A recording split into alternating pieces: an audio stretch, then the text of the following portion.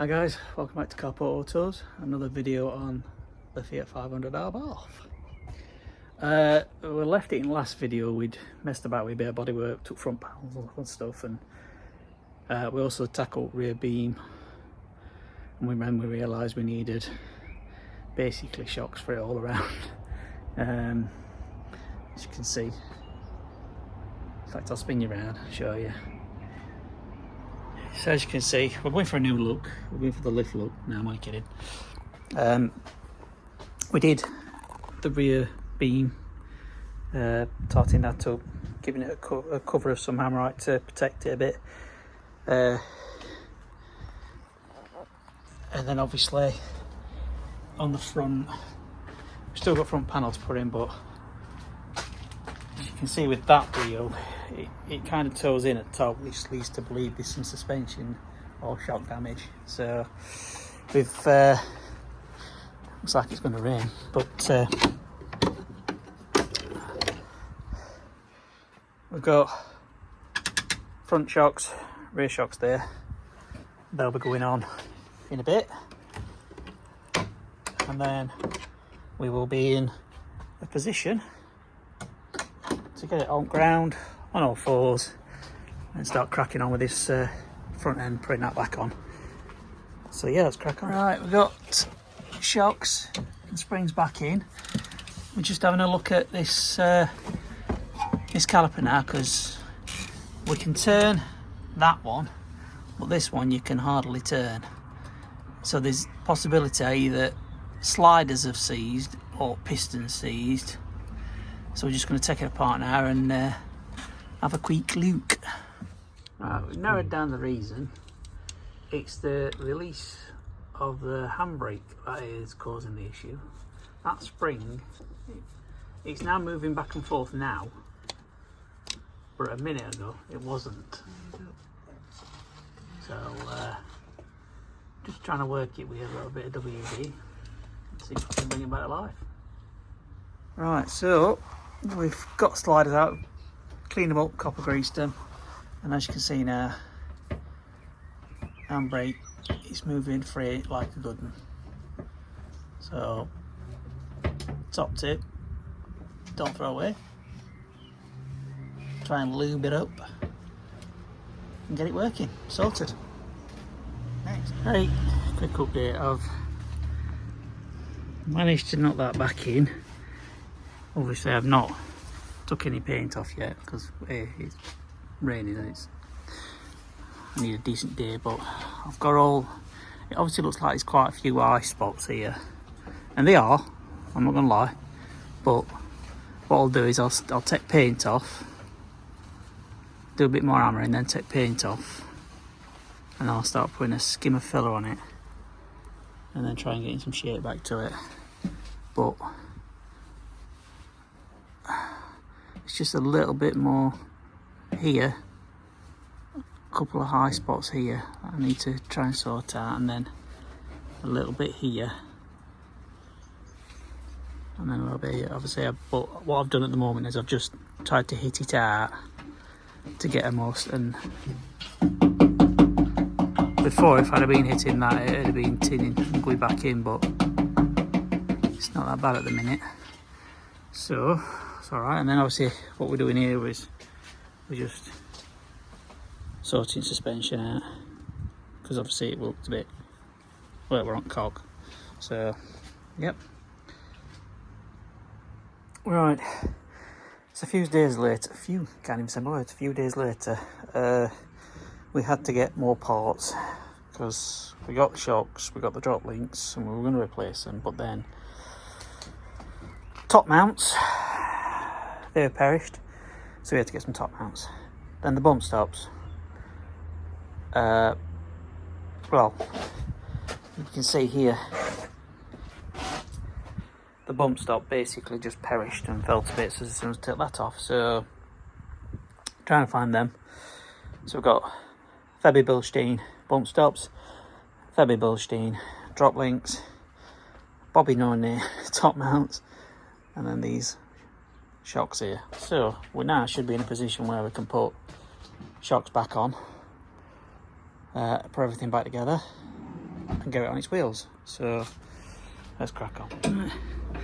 That's this side done. So new shock, drop link, top mount. Just gotta check, make sure this is tightened up. Well, that's passenger side done. And there we go. This side back together. This was the offending side, and as you can see, that wheel is now straight as a die, and it's perfect. So all we've got left to do now is to refit front end and everything else and get it painted. But there's quite a bit of bodywork to do on said wing and bonnet, so I'm not going to do any of that until we get it into garage, because it's just a lot easier having all tools tanned and what have you to sort it all out. So yeah, we'll crack on. Right, another day. Been trying to mess about with this gap we've got here, so I've managed to flatten this edge off so it looks like that one, and as you can see now here it does follow the line, and then all along here it matches up. So I had to pull this out a little bit. I've obviously measured the gap between there and there, there and there, and I've now got them almost exact. I think it's probably about a couple of mil out on this side, but considering how it was, that ain't bad. Now obviously the front panel ain't on yet, so it looks like this gap is really close, but it's probably going to be maybe about here when it's done. So I believe there's slight movement in the bonnet,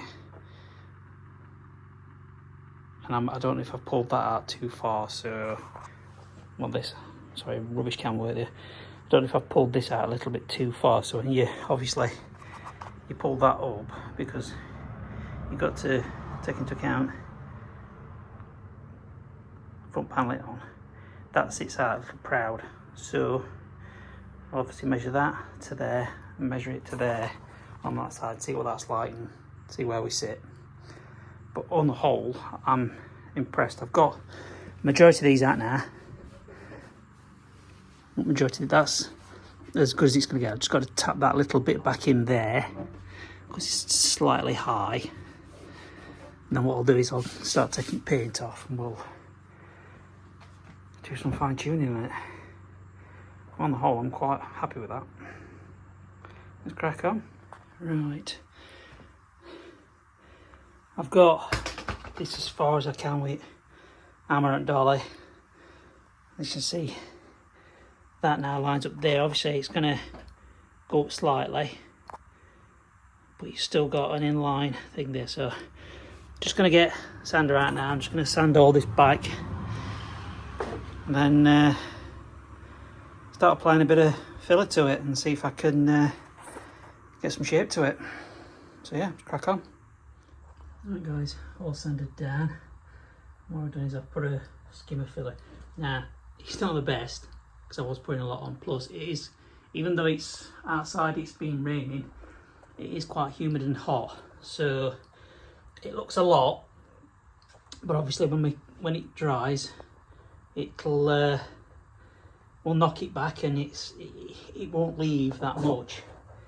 If you're experienced with filler before, you'll know that it looks worse than it actually is when you put it on. And then obviously when you start taking it off, that's when it starts getting better.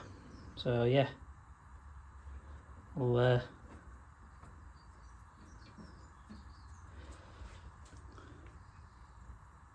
let it set, and then we'll crack on and get it sanded down, see if we can get it into some shape. Right, apologies if you can hear it rain. As you can see, there is still filler left on there, but it's not as much as when I first put on. But what I have got to do, if I zoom in close, you can see all these like little pinholes and stuff are just where there's been air in filler when I've applied it, so it's not tucked properly. So I'll just put another light skim over those bits.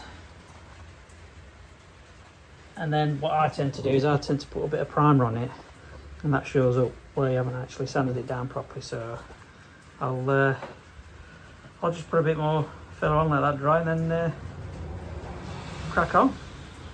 Right, torrential rain. It's only just stopped, but as you can see, it was that bad. It's actually come into garage. Anyway, there we go. Like I say, still a little bit of work to do, and don't get me wrong, it ain't perfect, but if it's going to paint, then obviously they should finish it off. But what this does, I mean, as you can see, there's a slight pinhole there which I need to sort out.